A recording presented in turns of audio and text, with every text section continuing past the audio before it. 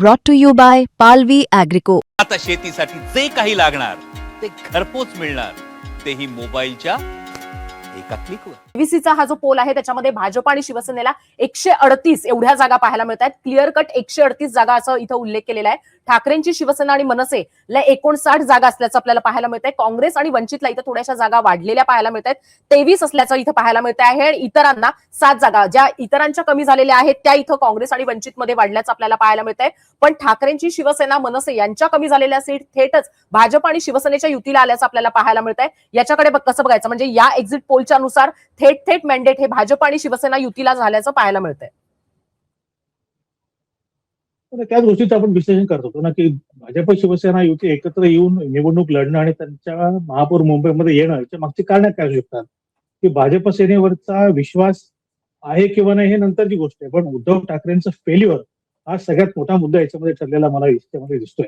पण तरी सुद्धा या आकडेवारीनुसार जायचं म्हटलं तर मी असं म्हणेन की उद्धव ठाकरेंकडे गेल्या महापालिकेच्या सभागृहातली फक्त 30 ते 32 नगरसेवक होते. त्या तुलनेने जर त्यांच्याकडे 60 नगरसेवक येणार असतील तर हे त्यांचं यश म्हटलं पाहिजे. त्यांचा पक्ष संपूर्णपणाने संपलेला नाही आहे. त्यांचा पक्ष त्या भले तो 1 नंबरला राहणार नाही, दुसऱ्या नंबरला राहील, पण त्यांचा पक्ष उभारी घेऊन आपली ताकद मुंबईमध्ये वाढवताना आपल्याला दिसेल. सत्ता त्यांना मिळत नाही ही गोष्ट नक्की आहे. सत्ता न मिळण्याची कारण 100 आहेत. पण एक दुसरी त्यांच्या दृष्टीने त्याला silver clouds, silver line dark clouds म्हणतात, तशा पद्धतीने थोडीफार समाधानाची गोष्ट ही असेल की 2 नंबरचा पक्ष त्यांचा राहील, 2 नंबरची युती राहील.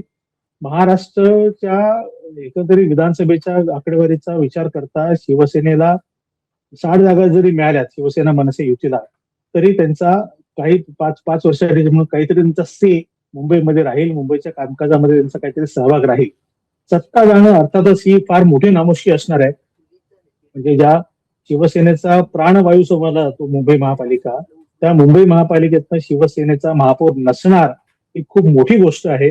पण याच्यातला पुढचा गणित मला जे दिसतंय की भारतीय जनता पार्टी आणि शिवसेना, एकनाथ शिंदेची शिवसेना, या दोघांचं मिळून किती जागा येतात, त्या दोघांमध्ये भारतीय जनता पार्टी आणि शिवसेनेमध्ये किती जागांचं अंतर उरतं याच्यावर पण बऱ्यापैकी खेळ अवलंबून असेल. समजा भारतीय जनता पार्टी आता तुम्ही दाखवताय त्याप्रमाणे 160-130च्या घरात दोघं मिळून जर असतील आणि तर भाजपला 90 जागा असतील आणि उरलेल्या शिंदेच्या शिवसेनेला असतील तर ठीकठाक आहे. पण दोघांमधलं अंतर जर कमी असेल तर मात्र त्या दोघांमध्ये पण क्लॅशेस होऊ शकतात. उद्धव ठाकरेंना खरं आता त्याचीच जास्त आस लागलेली असेल की या दोघांच्या जागांमध्ये अंतर कमी असावं आणि काहीही करून मुंबईमध्ये भारतीय जनता पार्टीला 100% त्यांच्याच म्हणण्यानुसार सगळं होईल असं होऊ नये अशी ते इच्छा आता व्यक्त करत असते. ठीक आहे. एक आणखीन आपल्याकडे एक्झिट पोल